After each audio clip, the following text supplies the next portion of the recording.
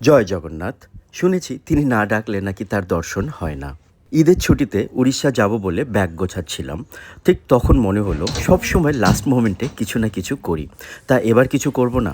ব্যাস, একবার মাথায় যখন এলো এবার তো করতেই হবে। স্কুল থেকে ফিরে উড়িষ্যা যাওয়ার আগের রাতে বসলাম আমার এই ব্যাগটা নিয়ে।